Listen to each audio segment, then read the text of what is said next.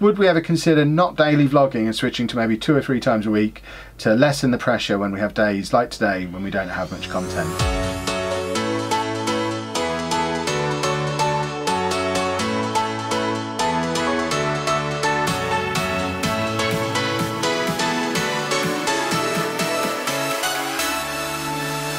Hello folks and welcome to today's vlog. As you can see, I am in my garage. If you're looking for an action-packed family vlog, might I suggest you come back tomorrow, because positive news to kick us off with, I think we are slowly getting some improvement with the medicine that Andy's taking. It's been the topic of the vlog for the last 3 or 4 days now, the problems we've been having with the medicine. If you don't know what those problems are, check back over the last 3, 4, 5 days worth of vlogs and all will become clear. But in positive news, he has taken it yesterday, he has taken it today. He hates it, he really doesn't like it. He is choking it down and taking it. He's still not happy, he's still on edge, massive anxiety and issues.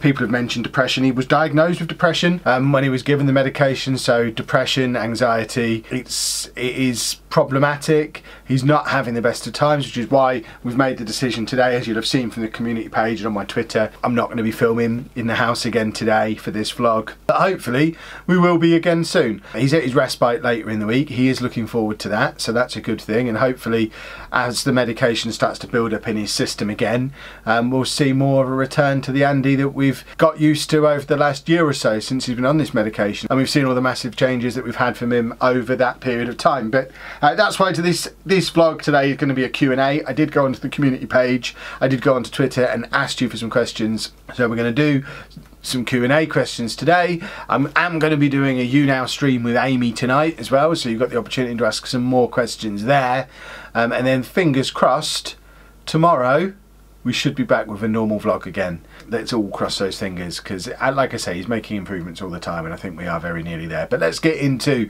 some of these Q&A questions. There were a lot.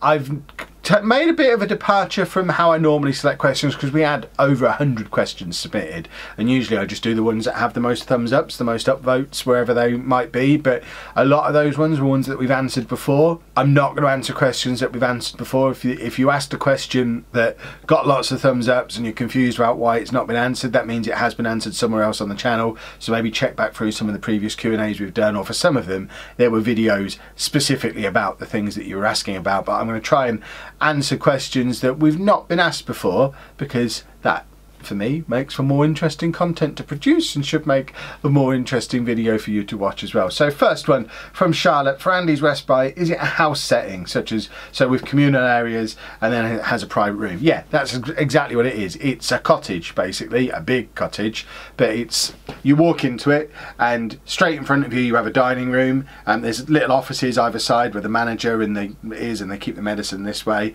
If you go right, there's a kitchen with a little dining room next to it, 2 huge living areas. One is more of a toy room. They both have TVs and chairs and stuff in. One's absolutely full of toys, and then the other one, which is the one Andy prefers, has a bigger TV, a couple of games consoles and stuff in there, but a trampoline set into the floor as well, and again toys and stuff. Massive garden area with trampolines and playthings and things, and there was even a bouncy castle in there at one point. And if you come back out and head back down the corridor in the other direction, you then have, I think there's 5 or 6 bedrooms in there. It does change from time to time which bedroom they get. He doesn't always go and get the same bedroom, but they do have a box of Andy things, so when they know that it's Andy who's coming, they make the bedroom up to be Andy's room. So there'll be a picture of a tram in there and a few little bits of his that stay there. And then he takes all his stuff with him, his iPad. Actually no, he doesn't take his iPad, he takes everything else.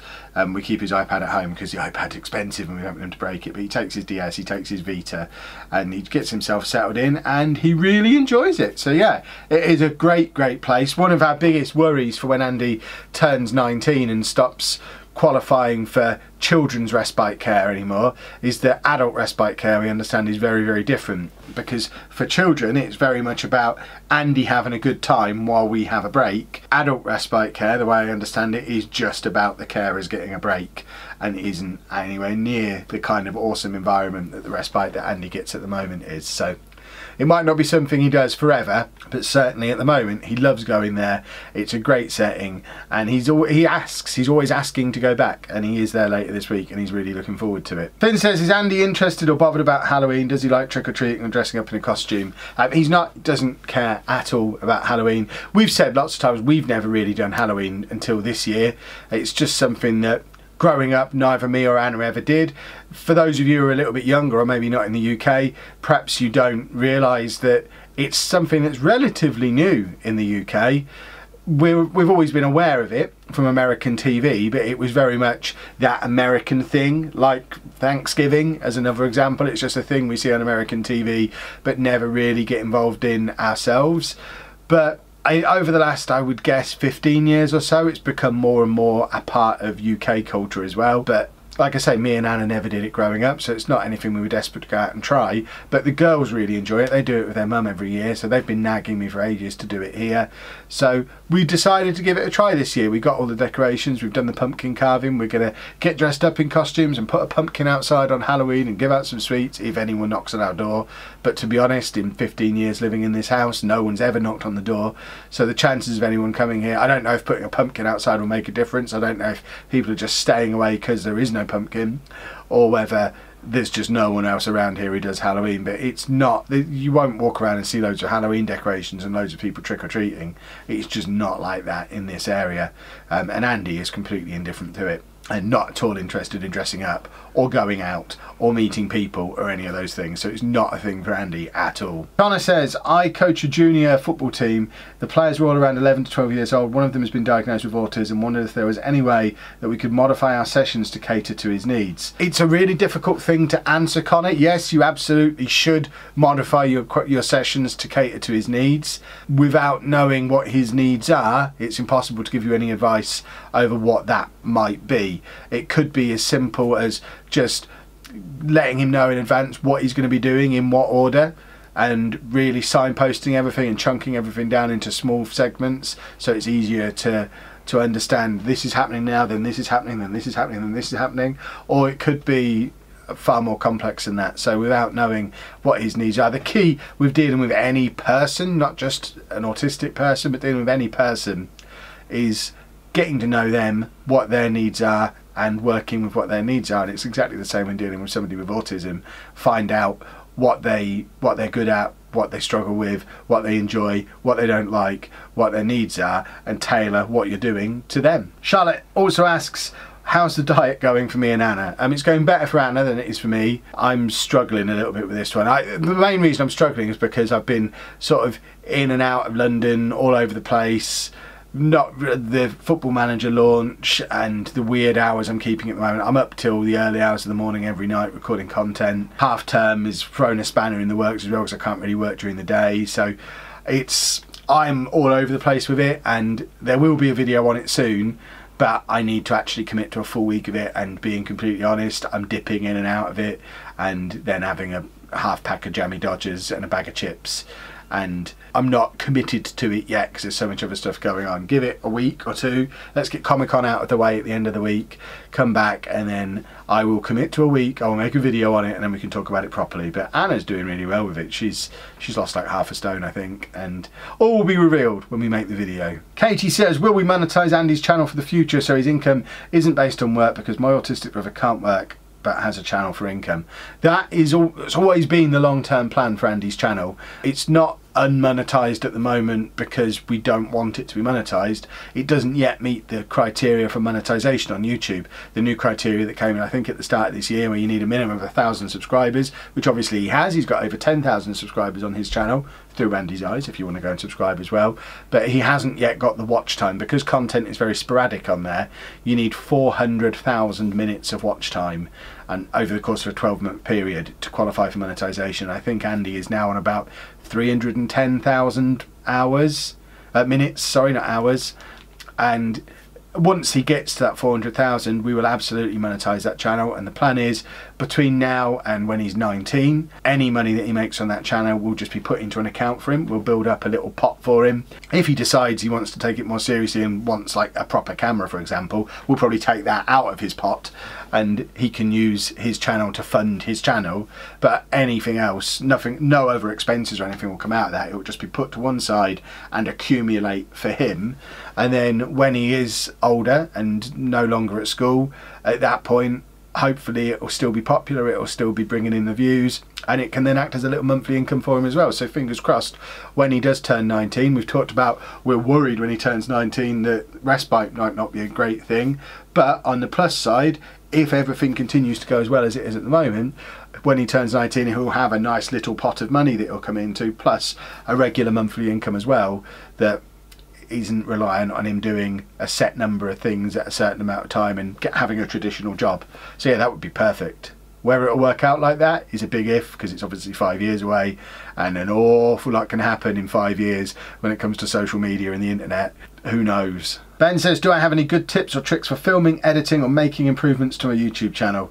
The only tip, first of all, there's no tricks, unfortunately. It does all boil down to how hard you're willing to work at it. Actually no, it's maybe 80-90% how hard you're willing to work at it. There is that 10 to 20% of you do actually have to have some talent and ability for it as well, and it can be a hard message to give some people, because some people I often get asked to check out people's channels and sometimes they're doing everything right but they just haven't got it.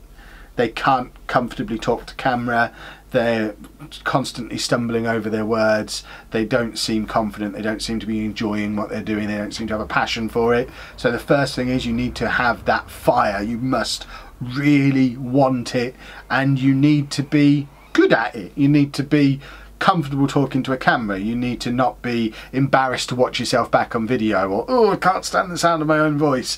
Anything like that is going to be a major obstacle for you, but assuming you have that natural fire and ability for it, it then does just boil down purely to how hard you're willing to work. You have to put in the graft, you have to go out and learn. There are so many websites and videos out there and podcasts and books where you can learn your craft, learn how to edit, learn how to structure a video, learn how to tell a story, learn about search engine optimization, learn about how to make a good thumbnail, learn Photoshop, learn Premiere Pro, and then just practice, practice, practice, practice.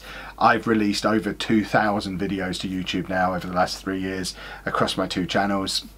My goal is still to make every video better than the one before and just do my absolute best with everything that I've got. And I think I firmly believe, recording this, that it's the best Q&A I've ever made. And if you go back and watch my last Q&A, you will hopefully see ways that this one is better. And it's just, yeah, you've just got to keep trying, never give up. Don't be discouraged when you've been doing it for a year and never earned a penny and there's still nobody watching.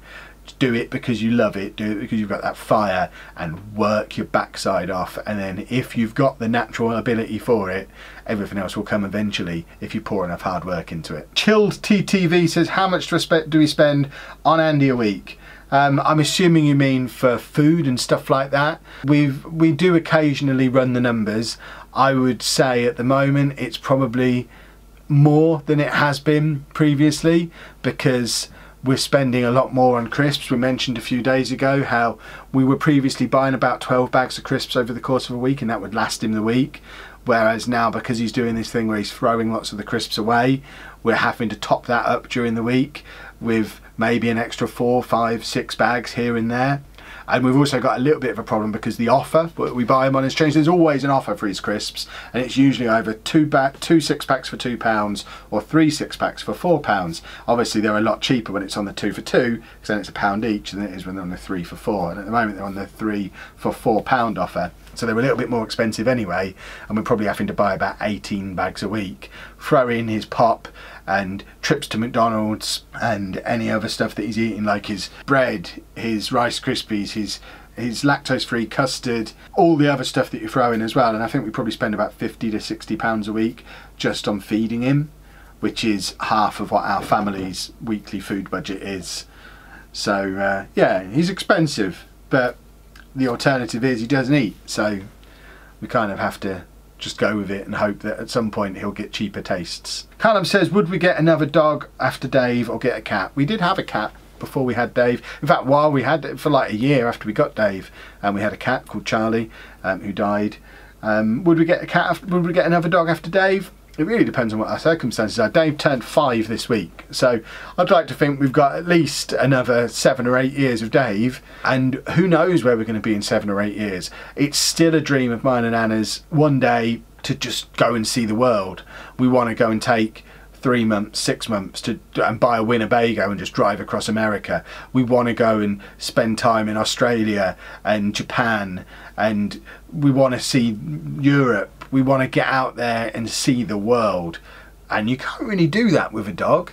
So we'll have to see. Maybe we will, maybe we won't. Maybe we'll have Dave for as long as we can have Dave for, and then when Dave is done, perhaps that's when we go and see the world and travel for a few years, and then maybe we come and settle down somewhere, wherever it may be. It might be in the UK, it might be somewhere else, but then maybe once we're settled somewhere, we'll perhaps get another dog again. But if our plan is to travel and move around and see the world, you can't really do that with a dog. So I imagine Dave might be the only dog I ever have, because I never had one as a kid, never had a dog before. Dave is awesome, but realistically we might never get another one again if we're just travelling. And then last question, Rose says, would we ever consider not daily vlogging and switching to maybe 2 or 3 times a week to lessen the pressure when we have days like today when we don't have much content? Not at the moment.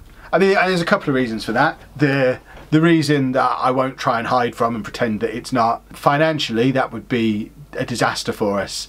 If we did like 2 videos a week, we'd need 3 or 4 times the amount of views every day on those videos, but also it lessens the back catalogue as well, so we'd need more views on all the back catalogue. So financially we couldn't afford to do it at the moment. It just wouldn't be realistic. If we got to the point where we had 1 million subscribers, would we drop down to 2 or 3 videos a week? I would never say never, but at the same time I think I would find it harder to make 2 or 3 videos a week and have to work out what those videos were about and plan those individual videos than I find it to vlog every day. Because yes, occasionally we get days like today and like yesterday where I'm not really bringing the camera around at all, and I am just doing a bit to camera like this, which I'm comfortable doing. I enjoy doing this kind of video, but I love the challenge of daily vlogging. I love the fact that every single day I have to produce a video and get that video out, and it means that I don't get the opportunity to procrastinate on it. I think if I was on a looser release schedule, I'd find it harder to stick to, strangely. And you often get this with creators who've released maybe 1 or 2 videos a week. They'll then have 2 or 3 weeks where they don't release a video, and it's always this whole, you get a lot of joking from creators at Somewhere in the City about, oh, I don't ever release any content, oh, I'm never uploading, and I'm sat there thinking, yeah, I know, I don't get it. But then I think about it and it's like, well, if you're only releasing 6 videos a month, then you want to make those 6 videos the best videos you could possibly make, and I would say that's more pressure. At least with daily vlogging, everyone connected to it accepts that some days you'll have a bit of a miss. You've got that commitment to release a video every single day, and you do always try and make it the best video you can make. But for example, there'll be people out there who don't like videos where I'm just sat in my garage talking into the camera, and they've had that 2 days in a row. So I know this video won't get as many views as the Halloween video that we did last week, and I'm comfortable with that. But if I was only releasing 6 videos a month, I couldn't make a video like this because all 6 of them would have to be solid gold. So I actually like the daily grind of daily vlogging. It's why I do daily content on my gaming channel as well. I can see a time in the future where we maybe start having weekends off on both channels. I had about 6 months of weekends off on the gaming channel and really enjoyed it. I am back to 7 days a week on there at the moment, but that won't be forever. And I can certainly see a future where we drop down to just Monday to Friday on both channels, but financially at the moment we can't do it, and I think I'd be bored anyway. So I don't mind the challenge of coming up with content on a day like this. I don't think this has been a bad video. Let me know if I'm wrong. But we are going to end things there. I've talked for much longer than I intended to talk. Let's see what magic future Kev can do with this, because this has been 22 minutes of me talking constantly and I can't release that. We need to chop this down a little bit. But if you have enjoyed it, please make sure you leave a nice big thumbs up on there for me. Subscribe to the channel for more daily vlogs, and thank you very much for watching.